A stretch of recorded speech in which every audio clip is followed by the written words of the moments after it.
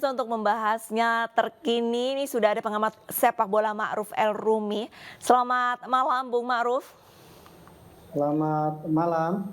Oke, Bung Ma'ruf, ini sebenarnya apa yang menjadi kunci Persib nih menjadi juara pada musim ini?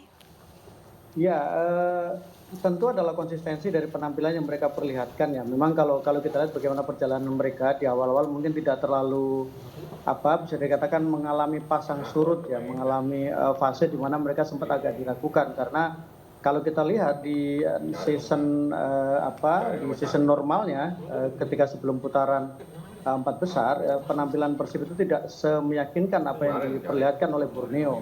Tapi ternyata justru ketika di Final Four-nya penampilan Persib sangat menjanjikan, termasuk ketika di final kita lihat bagaimana mereka tampil bukan hanya sangat baik ketika bermain di depan pendukung sendiri di leg pertama, tapi juga terlihat luar biasa ketika di leg kedua. Jadi saya pikir memang ini adalah kombinasi antara tim yang sudah matang, tim yang mapan, kemudian tim yang dibangun dengan kesabaran sebelum akhirnya memang mereka mendapatkan hasil yang luar biasa. Lantas Bung Ma'ruf, sebenarnya apa yang menjadi kunci Persib juara musim ini? Ini kira-kira siapa yang pantas menjadi man of the match?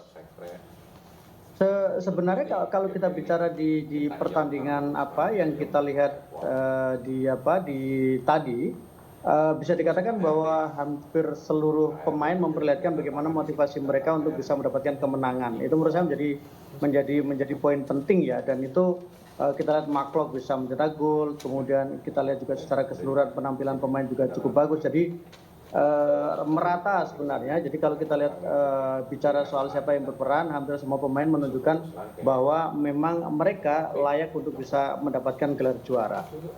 Sementara itu, kalau misalkan Anda lihat ini dari yang mencetak gol ada David da Silva, McClough, dan Beckham Putra. Ini untuk permainan mereka sendiri bagaimana di pertandingan malam tadi?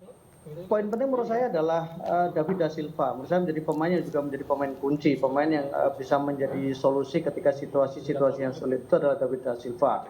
Kemudian McClough, kita tahu sebenarnya McClough sempat energinya terpecah antara dia sempat memperkuat timnas Indonesia atau juga di Persib Bandung. Tapi setelah tenaganya benar-benar bisa dimanfaatkan oleh Persib Bandung, maka yang kita lihat adalah penampilan McClough yang cukup konsisten. Awalnya mungkin terutama di awal-awal musim ketika dia bergabung dengan Persib Bandung tidak terlalu orang masih menunggu bagaimana McClough yang baik, McClough yang bisa menyatu dengan pemain Persib, dan ternyata pelan-pelan dia bisa beradaptasi dan kemudian kita lihat hasilnya dia bisa berkontribusi secara positif kepada tim.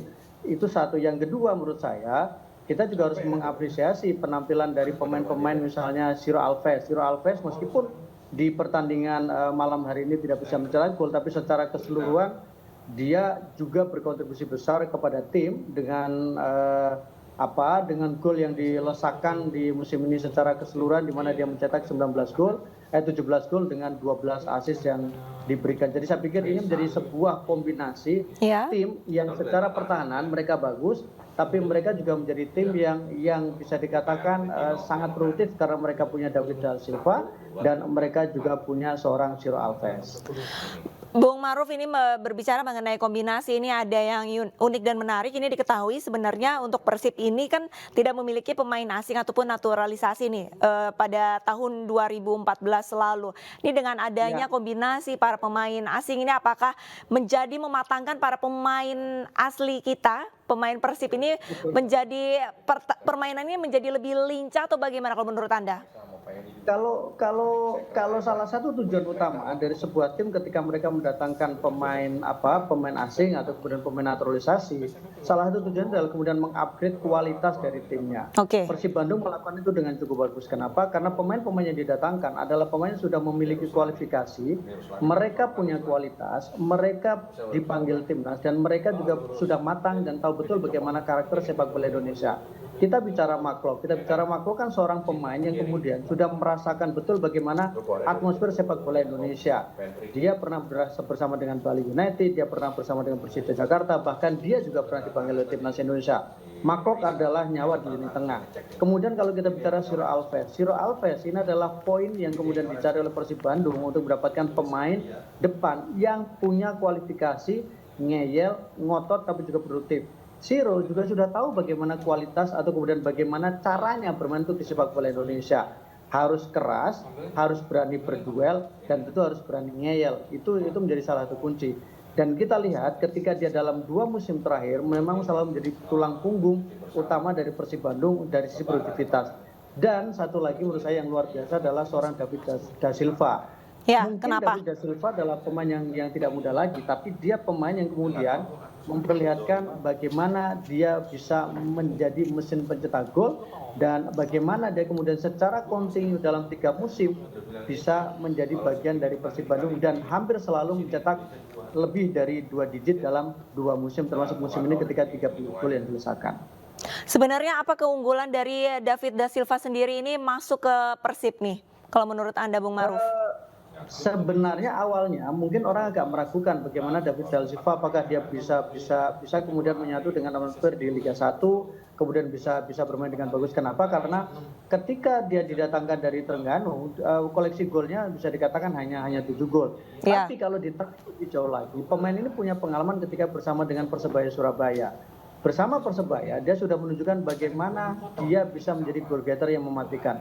Satu, pengalaman, kedua adalah postur dia yang bisa dikatakan cukup bagus karena dia tinggi dan juga cukup besar yang membuat dia punya kualitas untuk mendapatkan momen ketika duel bola atas. Dia juga punya kualitas dribble khas pemain dari Brasil. Jadi ini kombinasi yang cukup komplit dan ini juga tidak lepas menurut saya adalah kesabaran dari pelatih untuk tetap percaya kepada penampilan dari seorang David da Silva. Karena biasanya pelatih itu ketika musim pertama dianggap tidak perform, maka pasti akan mencari pemain baru, mencari pemain yang lebih punya kualitas. Harapannya. Tapi kalau kita lihat meskipun di musim pertama hanya bisa menciptakan 7 gol tapi kemudian tetap dipertahankan di musim 2022-23, kemudian juga dipertahankan musim ini dan menjadi salah satu penampilan terbaik dari seorang David dengan 30 gol yang dilesakan. Bung Maruf, ini menarik, ini sebelum saya membahas mengenai pelatih, ini David da Silva menurut Anda kan memang ada keunggulan dari postur badan. Kalau misalkan dari Mandiri United sendiri ini apakah tidak ada yang bisa dikatakan yang sebanding dengan David da Silva pada permainan pada malam tadi?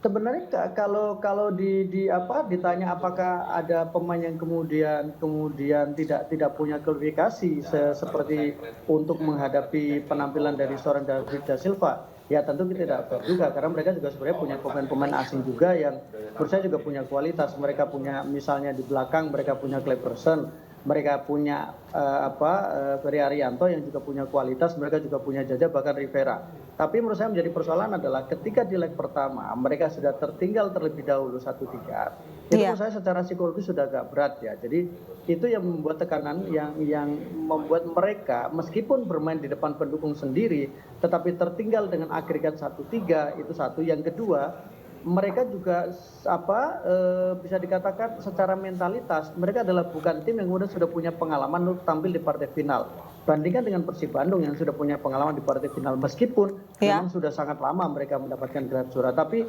Persib adalah tim yang punya sejarah, tim yang punya pengalaman dan tim yang punya mentalitas. Dan ini menurut saya menjadi sebuah puncak penampilan Persib setelah musim lalu mereka hanya menempati peringkat 2, musim sebelumnya mereka hanya menempati peringkat 3. Jadi ini seperti menjadi sebuah estafet tangga yang dijalani step by step dari musim ke musim, terutama 3 musim terakhir, yang kemudian akhirnya puncaknya sekarang. Sehingga kalau mereka bisa terlihat begitu dominan menghadapi Madura United adalah proses yang sudah mereka bangun dan puncaknya adalah sekarang ini. Persib, tim yang memiliki sejarah, terus juga performance yang baik. Tapi berbicara mengenai sejarah, ini Bung Maruf, ini kan sebenarnya Persib pada saat keluar menjadi juara ini ada sosok baru yang mengukir sejarah baru, yaitu Bojan Hodak yang resmi bergabung dengan Persib ini pada awal musim Liga 1 2023-2024 mengisi kursi kepelatihan di Persib. Nah, ini Bojan Hodak ini sekarang berarti bisa dikatakan sukses menggembleng para pemain Persib ini menjadi lebih bisa dikatakan lebih profesional pada saat bertanding. Betul, bisa mengubah ya, bisa kemudian menjaga mood dari para pemain dan kemudian bisa percaya kepada pemain-pemain yang bisa dikatakan mungkin mereka awalnya agak diragukan untuk bisa tampil konsisten. Tapi Bojan Hodak menurut saya adalah pelatih yang juga kalau kita lihat dari sisi CV-nya, pelatih yang sangat punya pengalaman juga, meskipun bukan di di Liga Indonesia, tapi di Liga Indonesia dia juga pernah punya pengalaman karena dia sudah bersama dengan PSM, jadi minimal dia tahu bagaimana taktik, bagaimana sepak bola di Indonesia. Tapi yang paling menarik adalah Bojan Hodak itu kan memiliki reputasi bagus ketika di Liga Malaysia. Dia memberikan gelar Super League, kemudian dia juga mendapatkan 2 gelar Super League, mendapatkan gelar di Piala FA dan kemudian mendapatkan gelar di Piala Malaysia.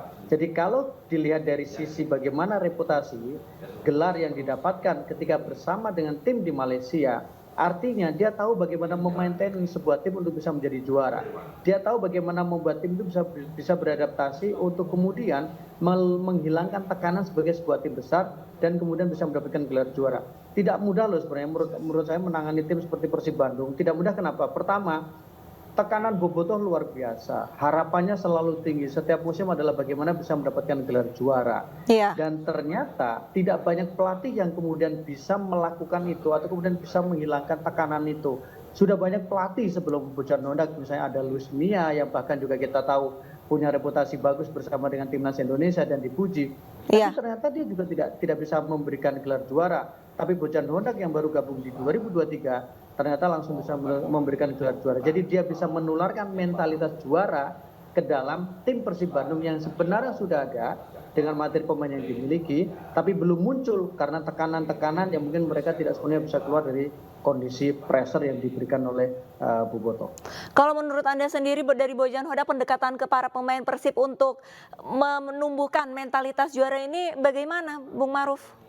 Pendekatan tentu adalah pendekatan personal satu. Itu menurut saya menjadi sangat penting, kedekatan emosional. Karena pemain-pemain Indonesia ini agak berbeda ya dengan pemain Indonesia profesional. Kalau ada yang mengatakan gini, pemain kita itu kalau digalakin maka mereka justru biasanya akan lebih cenderung untuk emosionalnya keluar. Ya. Tapi Bojan melakukan pendekatan kombinatif antara pendekatannya memang ketegasan, di mana dia kemudian bisa menunjuk pemain-pemain yang mungkin awalnya disebut belum sebenarnya perform, tapi kemudian bisa tampil bagus, atau kemudian pemain yang memang bisa meningkatkan kualitas pemain yang secara usia mungkin orang mengatakan sudah selesai, dan kemudian itu bisa diubah menjadi pemain yang menjadi sangat produktif sekali. Tadi kita sempat menyinggung soal David da Silva, kan kalau bicara soal usia bisa dikatakan tidak mudah, 34 tahun, bukan pemain yang muda lagi, apalagi untuk seorang pemain depan. Ya. Atau Ciro Alves misalnya usianya juga sudah di atas 30 tahun.